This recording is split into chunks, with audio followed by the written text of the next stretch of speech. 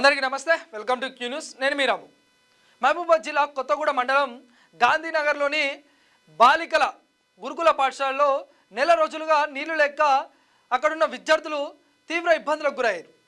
నెల రోజుల నుంచి బాలికలకు సంబంధించిన ఆ గురుకుల పాఠశాల ఏదైతుందో నీళ్లు లేకపోయేసరికి నెల రోజుల నుంచి వాళ్ళు ఎంత ఇబ్బందులు పడ్డారో మనం అర్థం చేసుకోవచ్చు. అంటే దాదాపుగా గురుకుల పాఠశాలలో ఎవరు ఉంటారండి? ఎస్సీ, ఎస్టీ, బీసీ, మైనార్టీ పిల్లలే ఉంటారు. ఈ పిల్లలే కదా గురుకుల పాఠశాలలో ఉండేది. ఈ పిల్లలకు నెల రోజుల నుంచి నీళ్లు లేకపోతే వాళ్ళు స్నానానికి కావచ్చు, వాష్రూమ్లకు కావచ్చు, ఎంత ఇబ్బంది కావచ్చు.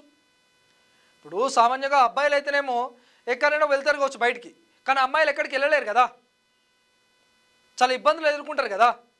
ఇప్పుడు ఒకసారి వారి మాటలోనే విందాం, వాళ్ళు ఏమంటున్నారు అనేసి ఒకసారి విద్యార్థుల మాటల్లోనే విందాం. ఒకసారి వీడియోలు చూడండి. ప్రతి క్లాస్ వాళ్ళ చేతులు కాళ్ళు చూడండి సార్, మొత్తం దోమలు కుట్టి ఎలర్జీ అయ్యి మొత్తం అంతా కూడా సార్ మొత్తం పురుగులు ఏవేవో కుట్టి మొత్తం ఎలర్జీ లాగా అవుతుంది సార్. మళ్ళా 9th వాళ్ళు, 8th వాళ్ళు, 10th వాళ్ళు ఆఫ్టర్ మళ్ళీ మమ్మల్ని కూడా బాత్రూమ్స్ క్లీన్ చేయడం, లేకపోతే బాత్రూమ్స్ కాడ రూల్ నెంబర్ వైజ్ కాక డ్యూటీస్ చేయడం అన్ని మాత్రం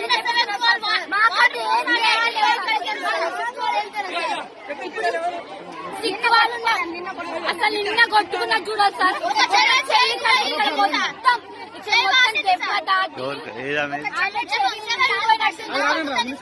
ఇవ్వరంట సార్. బాత్రూమ్స్ 2020 కలెక్ట్ చేసి ఇట్లా కలెక్ట్ చేసి ఇస్తే 2 బాత్రూమ్స్ మెల్లగా చేపిస్తామంటున్నారు. అంటే మేము ఇచ్చుకోవాలా సార్ డబ్బులు? డీజే అయినా ఏదైనా ఫంక్షన్ లెక్క పార్టీ ఏదైనా ఇచ్చినా మనీ మనీ మనీ ఏదైనా అంటే 10 రూపీస్ 20 రూపీస్ కలెక్ట్ చేసి చేపిస్తారు సార్. అండ్ వాష్రూమ్ సార్ ఒక్కడికి బాగాలేదు సార్. 10 బాత్రూమ్స్ ఉన్నాయి, 10 బాత్రూమ్స్ మొత్తం బాగాలేదు సార్. అవి కూడా 2020 కలెక్ట్ చేసి ఇస్తే అవి కూడా 2 బాత్రూమ్స్ నీట్ గా చేపించి ఇస్తా అంటున్నారు సార్. అసలు ఒక్క బాత్రూమ్ లేదు సార్, ఒక బాత్రూమ్ మంచిగా ఉంది సార్. అది కూడా డోర్ లేదు సార్, ఏది డోర్ లేదు. మెన్షన్స్ ఇట్లా అయినా ఇస్తుంది సార్. ఎన్ని పాములు తిరుగుతున్నాయంటే మొన్న అనకుండా సార్ ఇంత పెద్దగా ఉంది సార్. చంపిర్రు తొక్క గ్రౌండ్ లోనే తిరుగుతుంది సార్. ఇంత పెద్ద పాము ఎవరైనా చిన్నపిల్లలు తొక్కితే ఏముంది సార్? ఒక్క పాము తొక్కినప్పుడు సార్ అది పాము వచ్చిన రోజే ఆ 3 పాములు చంపిరు సార్. చెప్తా మీ క్లాస్ మీకు ఇంటర్ మార్క్స్ కట్ చేస్తారు, మీకు 10th మార్క్స్ కట్ చేస్తారు. మీకు ఎక్కడ చూసుకోవాలి అక్కడ మీరు లోపల పోండి క్లాస్ లో. అప్పుడు చెప్తారు సబ్జెక్ట్ మేడం సార్. వాటర్ కావాలంటే అంటే దేనికైనా వాటర్ కావాలి కదా సార్. టైం కు టైం క్లాస్ లో ఉండాల్సిందా సార్. ప్రేయర్ అయినా సరే దేనికైనా సరే మీకు వాటర్ సరిగా ఉందా లేదా అని ప్రిన్సిపల్ ఇట్లా అడగారు సార్. ఏమైనా అంటే మీరు కరెక్ట్ గా క్లాస్ లో ఉండాలి, కరెక్ట్ గా క్లాస్ లోనే టైం ఉండాలి అంటే అక్కడ ప్రాబ్లం ఏంటి సార్. చూసిరు కదా ఈ వీడియో. ఇప్పుడు ఏమున్నారు ఈ బాలికలు ఏమంటున్నారు? నీళ్లు రేక నెల రోజుల నుంచి ఇబ్బందులు పడుతుంటే మేము అధ్యాపకులకు కావచ్చు, ప్రిన్సిపల్కి కావచ్చు చెప్పినా కానీ వాళ్ళ నుంచి ఎలాంటి స్పందన లేదు. నెల రోజుల నుంచి అట్లానే వదిలిపెడుతున్నారు.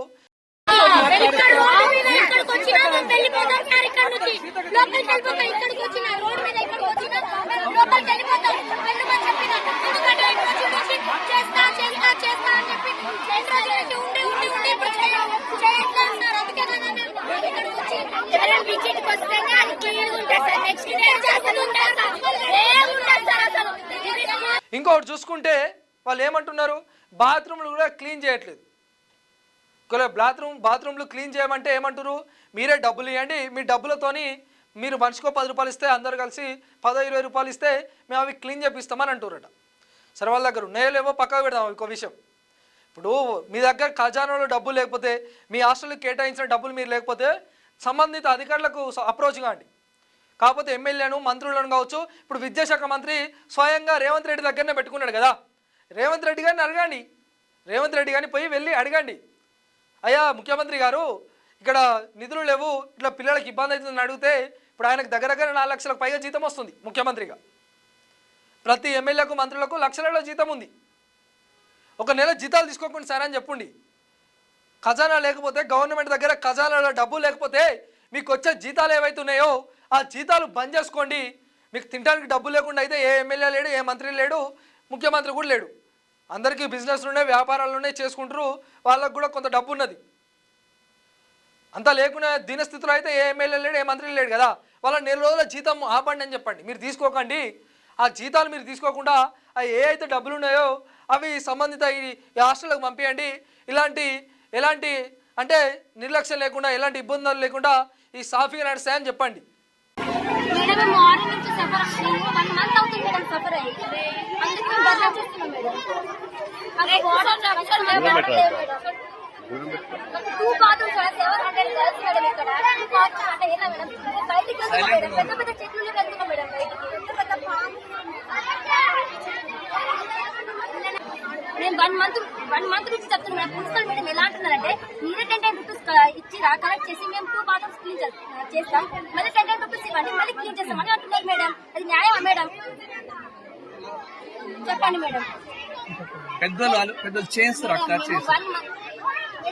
2 మంత్స్ అవుతుంది మేడం చెప్పి మేము 1 మంత్ అయింది మేడం. ఇలా ఫస్ట్ మేడం కాలేజ్ వాళ్ళు 1 మంత్ అవుతుందా మేడం?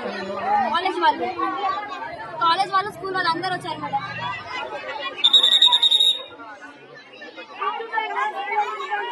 మేడం మాకు ఏదో ఒక న్యాయం జరగాలి మేడం. మేము 1 మంత్ నుంచి మేడం న్యూ జాయిన్ చెల్లె వాళ్ళు కూడా వచ్చారు మేడం. ఫస్ట్ వాళ్ళు చాలా సఫర్ అవుతున్నారు మేడం. చాలా మంది టీసీ తీసుకొని వెళ్ళిపోయారు మేడం.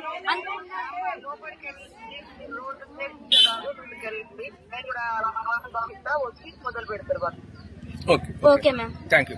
Thank you ma'am.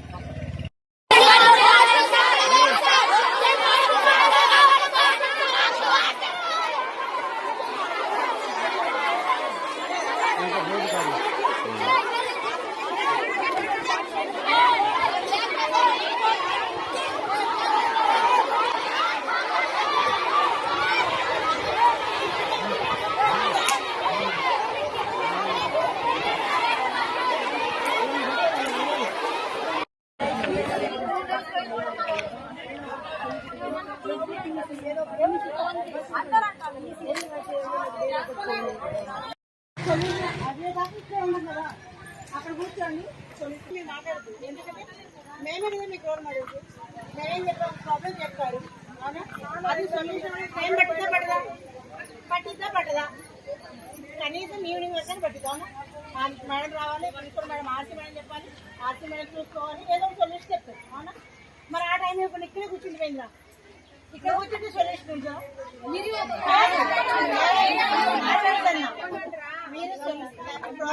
ఇంకో వీడియోలో ఆ మేడం ఏమంటుంది, ఇప్పుడు అనగానే కాదు కదా కొంచెం టైం పడుతుంది కదా అంటుంది.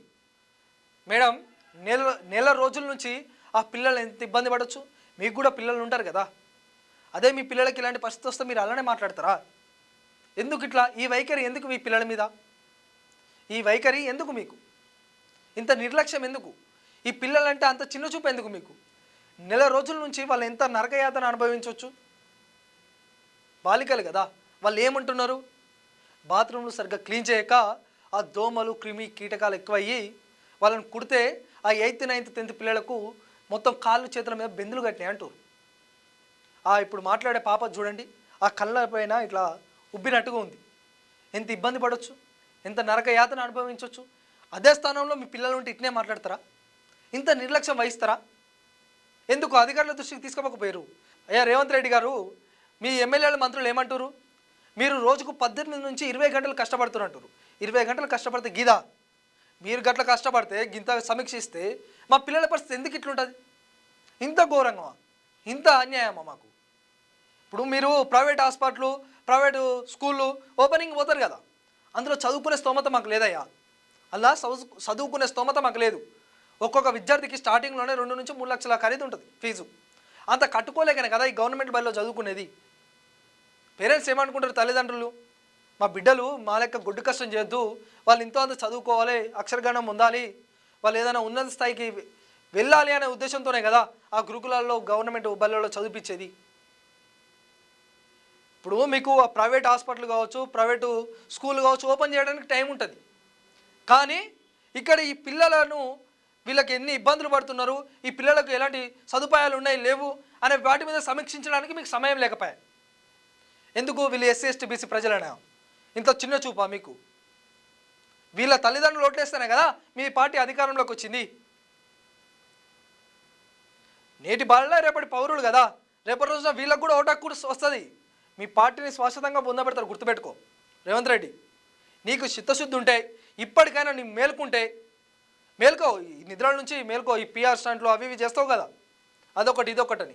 ఇంకోటి చూసిన సోషల్ మీడియాలో ఒకటి ఏంటిది, నీవు ట్విట్టర్లో పెట్టావు కదా, ఏది అప్పుడు అన్నపూర్ణ క్యాంటీన్ అని ఉండేది కేసీఆర్ గవర్నమెంట్లో, దాన్ని ఇప్పుడు ఏం చేసినావు, ఇందిరమ్మ క్యాంటీన్ అని పేరు మార్చినావు.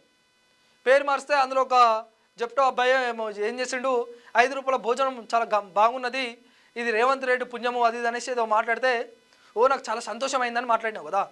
ఇక్కడ ఈ పిల్లలను చూస్తే బాధ అనిపిస్తలేదా? ఆడ నిన్ను పొగుడుతానేమో నీకు సంతోషమైన, అది ఆడ నీకు కనబడ్డది, అది నీ దృష్టికి వచ్చింది. 4 రోజుల నుంచి ఈ పిల్లలు ఇబ్బంది పడుతుంటే నీ దృష్టికి రాలేదా? నీకు ఎట్లా నిద్ర పడుతుందే? ఈ పిల్లల గోస చూస్తుంటే, ఈ పిల్లల ముఖాలు చూస్తుంటే మీకు ఎట్లా నిద్ర పడుతుంది? ఇంత ఘోరమా? ఇదేనా ఇందిరమ్మ రాజ్యం అంటే? ప్రజాపాలన అంటే ఇదేనా? మా సావులను కోరుకునేది ప్రజాపాలన? చెప్పండి, మా సావులను కోరుకునేది ప్రజాపాలన? మా విద్యార్థులు కావచ్చు, నిరుద్యోగులు కావచ్చు, రైతులు కావచ్చు, ఇంత ఇబ్బందులు అరికోసలు పడుతుంటే ఇది ప్రజాపాలన, ప్రజల కోసం వచ్చిన పాలన అనేసి గప్పాలు కొట్టుడు ఏందయ్యా ఇది? నీకు కొంచెమన్నా ఏమన్నా అనిపిస్తలేదా? ఇప్పటికైనా మేల్కో. ఏదైతే ఊహాగానాలు ఉన్నావో, ఇది ప్రజాపాలన, ప్రజలందరూ సంతోషంగా ఉండరు అనేసి పడుకొని కలలు కంటున్నామేమో, ఆ కళల నుంచి బయటికి రా. బయటకు వచ్చి ఈ సమస్యలకు పరిష్కారం చూపెట్టు. రీసెంట్గా చూసుకుంటే, మీరు అధికారంలోకి వచ్చిన కానీ చూసుకోండి ఒకసారి, చూసుకుంటే ఎక్కడ చూసినా ఏదో ఒక హాస్టల్లో ఫుడ్ పాయిజనింగ్ కావచ్చు, ఆత్మహత్యలు కావచ్చు, ఎన్ని జరిగినాయండి? వీటిపైన మీ సమీక్షలు ఏమైనాయి? వీటిపైన మీ నిర్ణయాలు ఏమైనాయి? ఆగుతున్నాయి ఫుడ్ పాయిజన్లు? రీసెంట్గా చూసుకుంటే నాగర్ కర్నూలు, అక్కడ కూడా బాలుర హాస్టల్లో ఇదే పరిస్థితి కదా, ఫుడ్ పాయిజనింగ్ అయింది. గవర్నమెంట్ ఆసుపత్రికి తీసుకపోతే అక్కడ బెడ్లు లేక పిల్లలు ఏంటి వరండాలో పడుకున్నారు. ఒకసారి దానికి సంబంధించిన వీడియో కూడా ఒకసారి చూడండి ఒకసారి.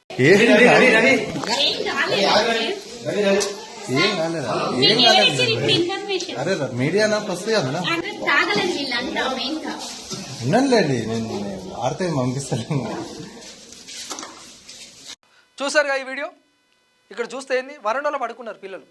ఆ గవర్నమెంట్ హాస్పిటల్లో బెడ్లు లేక వరండాలో పడుకున్నారు. ఆ కింద అక్కడ ఉన్న మేడం ఏమంటుంది, మీకు ఇట్లా ఇన్ఫర్మేషన్ ఎక్కడికెళ్ళి వచ్చిందని అక్కడికి వెళ్ళిన జర్నలిస్ట్ అని అడుగుతుంది.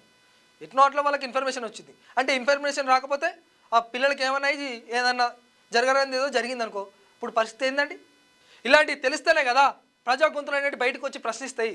అప్పుడైనా ఈ గవర్నమెంట్కు బుద్ధి వస్తుందేమో, తలకాయ పని చేస్తుందేమో. ఏడ చూసినా పోయిన గవర్నమెంట్ తిట్టుడు తప్పించి మీరు చేసినది ఏమున్నది?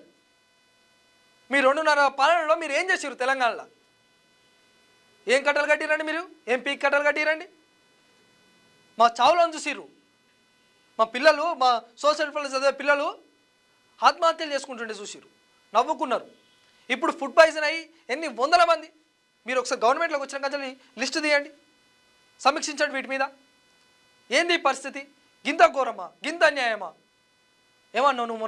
మొన్న ఒక మీటింగ్లో అంటుండేవి కదా ముఖ్యమంత్రి రేవంత్ రెడ్డి, ఏంటిది గవర్నమెంట్ బల్లో చదువుకుంటే ఏమొస్తుంది అని ఎవరైనా అడిగితే నాలాగా సీఎం కావచ్చు అనేసి ఉదాహరణగా నన్ను చూపెట్టానని మాట్లాడినావు.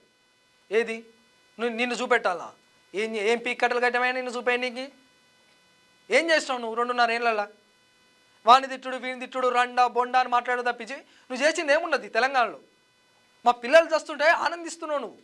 మొన్న ఏదో సందర్భంలో అంటేగా హిట్లర్ నాకు ఇన్స్పిరేషన్ అనేసి, అందుకే ఇండ్లను కూలగొడుతున్నా అనేదో మాట్లాడినావు కదా. హిట్లర్ నువ్వు ఇన్స్పిరేషన్గా తీసుకొని మమ్మల్ని చంపుదామనే ప్లాన్లో ఉన్నావా? ఇప్పుడు అదేగా నువ్వు చేసేది మొత్తానికైతే. గింత ఘోరమా? ఎందుకు నీకు? గుర్తుపెట్టుకో రేవంత్ రెడ్డి, నీకు టైం దగ్గర పడ్డది. నీకు రాజకీయంగా శాశ్వతంగా నేను పొందబెడతారు. ఇక యాది పెట్టుకో బిడ్డ, నువ్వు యాది పెట్టుకో. ఇక రేవంత్ రెడ్డి గారు ఇప్పటికైనా మీరు ఆ నిద్ర నుంచి బయటికి రండి. ఏదైతే తెలంగాణ సస్యశ్యామలంగా ఉందని మీరు అనుకుంటారో ఆ భ్రమల నుంచి బయటకు వచ్చి వీటికి సంబంధించిన వీటి పరిష్కారం కోసం, ఈ సమస్యలు ఏదైతే ఉన్నాయో ఈ సమస్యల పరిష్కారం కోసం ముందుకు రండి.